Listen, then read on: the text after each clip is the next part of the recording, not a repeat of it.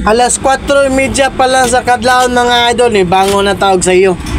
Para magluto taog karne nga manok mga idol para sudanon sa akong mga batos, sa akong mga bata mga idol.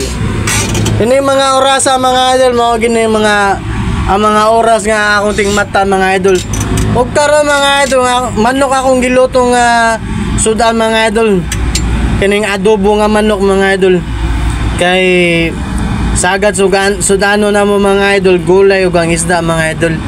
Kini mga edad na ta mga idol, ganahan kay ta mo kaon og gulay ug isda. Karon pa nagsaan na nato mo kaon og kining manok mga idol.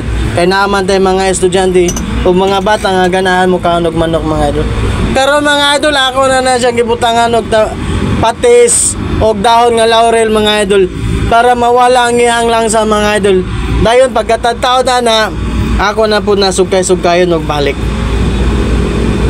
Unya karon mga idol, pagkahuman akong sugkay mga idol, ako na po nagibutangan og tomato paste mga idol para medyo gwapa po na natong giluto mga idol nga sudan. Kaya atong mga batos mga idol, may mga hitsura ra ba. Karon mga idol, pag humana to butang sa atong mga secret ingredients na to diha mga idol, ato na po na siya sugkayon og balik mga idol. Para unya tagtaon mga idol, ato na siya tilawan.